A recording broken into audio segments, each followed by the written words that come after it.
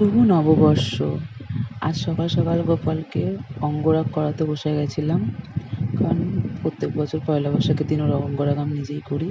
এবছরও তাই করছিলাম, কিন্তু এখনও আমি জানতাম না যে আমি একটু পরেই বাপের বাড়ি যাব। মানে আমার যাওয়ার কথা ছিল বিকালে, কিন্তু এই অঙ্গরাগ করতে করতেই মা ফোন করলো, তুই কেন বিকালে আসবি, সকালে আয়। আসলে পয়লা বৈশাখের দিন আমার বাবার বাড়ির ওখানে অষ্টপ্রহর হয়, মানে অখণ্ড মহানাম হরিনাম হয়। তো প্রত্যেক বছর ওখানেই থাকি। এবছর ভেবেছিলাম যাব না, কিন্তু গোপালের ইচ্ছা, সে তো যাবেই। যাই হোক, যাব। হঠাৎ করে যেহেতু সকালে যাওয়ার প্ল্যান হয়েছে, তাই আশিসের জন্য রান্না করে রেখে যেতে হবে, কারণ আজকে যাব, ফিরবো কাল বিকালে। তাই কাল সকালের রান্নাটাও ওর জন্য করে রেখে যেতে হবে। আর এই ড্রেসটা আমি আশিসের জন্য নিয়েছিলাম পয়লা বৈশাখ উপলক্ষে। দেখো আমার হ্যান্ডসাম বরকে কেমন লাগছে, কেমন নজর দিও না কিন্তু। আমি কিন্তু ওকে থুতু দিয়ে দিয়েছিলাম গায়ে। আর এই জামাটা ওকে ওর বাবা দিয়েছে, আর আমাকে এই কুর্তিটা আমাকে ওর বর দিয়েছে। তো আমরা আমাদের সবার জামা নিয়ে পরে রেডি হয়ে গেছি। আশিস বেরিয়ে গেছিলো আগেই, যেহেতু কালকেই চলে আসবো তাই বেশি বড় ব্যাগ নিইনি, মেয়েকে নিয়ে যাব, সাথে গোপাল থাকবে, তাই ছোটো দুটো ব্যাগ নিয়েছি, একটা স্লিং ব্যাগ আর একটা কাঁধের ব্যাগ।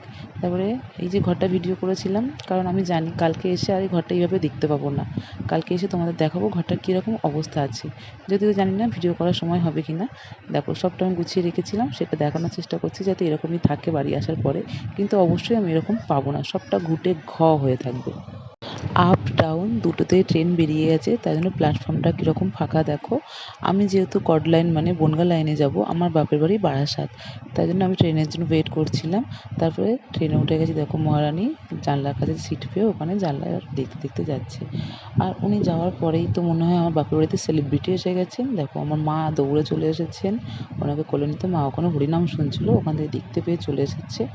আর এই দেখো এই যে হরিনাম হচ্ছে, আর ঠিক তার সামনেই আমাদের বাড়ি, যদিও হরিনামটা বারোয়ারি, আমার নিজেদের বাড়ির নয়, বারোয়ারি হরিনাম।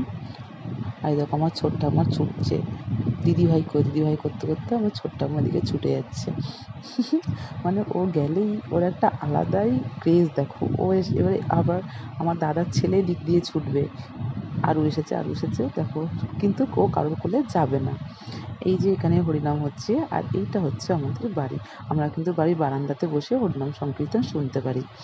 তো যাই হোক, বাড়ি আসার পরেই ব্যাগটা রাখার সাথে সাথে উনি মানে অতিষ্ঠ যে উনি ওখানে যাবেন, ওনাকে সঙ্গে সঙ্গে নিয়ে যাচ্ছি। উনি প্রত্যেক বছর ওখানে বসে নাম সংকীর্তন শুনে আজকে বসবেন, সারাদিন সারা রাত ওখানেই থাকবেন, বাড়ি আসবেন না। আর এই যে গুরুদেব ওনাকে নিয়ে বসাচ্ছে, ওনার জন্যই আজকে কিন্তু আমার এখানে আসা, মানে আমার এখানে আসার কোনো প্ল্যান ছিল না, হঠাৎ করেই ঠিক হয়েছে যে যাব।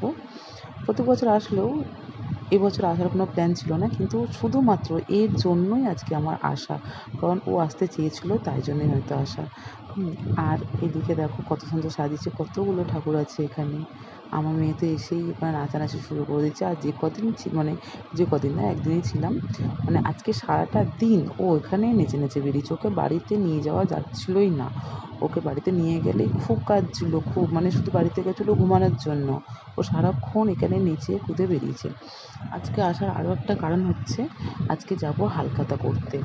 এই দেখো রাধা গোবিন্দর জন্য যে পোশাকগুলো গতকাল আমি কিনেছিলাম, গুরুদেব ওদের পরিয়ে দিয়েছে আজকে পয়লা বৈশাখের দিন। আমার দেওয়া পোশাকে রাধা গোবিন্দ সেজেছে, কত সুন্দর লাগছে না? ভালো লাগে, বছর বছর জন্য আমি এভাবে দিতে পারি, ভালো লাগে বেশ আমার এটা।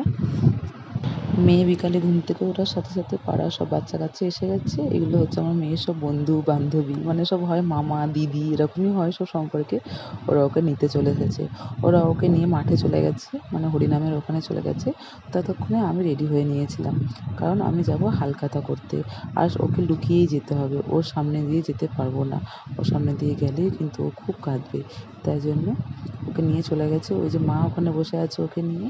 আমি এই সুযোগে রেডি হয়ে চুপি চুপি বেরিয়ে পড়বো।